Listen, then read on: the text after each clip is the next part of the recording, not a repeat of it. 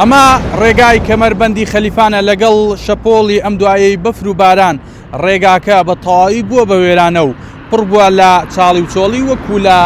دیمەنەکانیشدا دیارە بە درێژایی ڕێگاکە لە کۆتایی جوسای دیسپیل خەلیفان بۆ دەواازەی شاری بۆ دەواازەی زارگەلی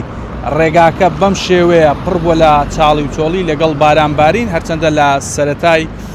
ئەم ساڵ ڕێگاکە نۆژەن کرابوو بەڵام لەگەڵ ئەم شەپۆڵە بارانبارینە چاڵ و چۆڵیەکان دروست بوونەتەوە بە جۆرێکە کە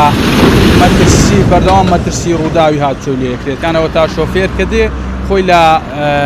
چاڵەکان لە ئەدا مەترسی ڕووداوی هاتچۆی هەیە ئەو ئۆتۆمبیلانەشی کە بە ناو چاڵەکانەکەون مەترسیان هەیە لەوەی کە چاڵەکان بە جۆرێک قوڵن کە مەترسی تەقینی تای ئۆتۆمبیلەکانیان هەیە چەند ڕۆژێکە شۆفێران داوان لێمە کردووە چەند شۆفێرێک پەیوەندیان پێ کردوین کە دەنگیان بگەێنین یاخود داوا دەنجیان بگەین بەلایانی پەیوەندیدار کە ئەم ڕێگایە پێویستی بە نۆژەنکردنەوە هەیە بەهۆی ئەوەی کا ڕێگایەکەش ڕێگایەکی گرنگ و استراتیژیە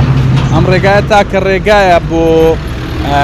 بۆ هاتوچۆی بازرگانی نێوان هەرێمی کوردستان و وڵاتی ئێران کە هەرچی بار هەڵگرەوە بەشی زۆری گەشتیارانیش بۆی دوور بن لە جەنجاڵی نێو بازاڕی قەزای خەلیفان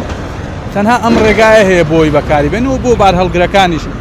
نە بە هیچ شێوەیەک ڕێگە پێدراونیە کە بچنەوە بۆ نێو بازاڕی قەزای خەلیفان بۆیە تەنها ئەم ڕێگایە هەیە کە بەکاری بێن جا لەسەر ئەم بابەتێ مەقسەمان لەگەڵ قامی قەزای خەلیفان کردووە قامی خەلیفان ئەڵێت نالەباری کەشوهەوا هۆکار بۆ بۆی کە لەم چەند ڕۆژە نەیانتوانیوە کە ئەم ڕێگایە نۆژەن بکەونەوە یاخود چاڵەکانی پڕ بکرێنەوە بەڵام وەکەوەی کە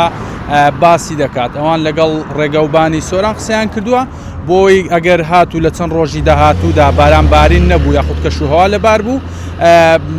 قەراری ئەویان داوە کە ئەم چاڵانە پڕ بکەنەوە وەکەوەی کە قامی خەلیفان باسی کرد کێشەی ئەوان لە ئێستادا ئەوەیە کە بەهۆی سەرما و هاتنی وەرزیستان کارگەکانی قیر لە سنووری ئیداری سربەخۆی سۆران داخراون بەڵام ئەگەر چەند ڕۆژێک بەسەر یەکتریەوە کەشوهەوا لەبار بێت و خۆرەتاو بە دەرەوە بێت کارگەکانی قیرەکەونە کار و ئەوانیش بە زووترین کات کاری لە پێشینیان ئەوەیە کە چاڵی و چۆڵیەکانی ئەم ڕێگایە پڕ بکرێنەوە و ڕێگاکە نۆژەن بکرێتەوە.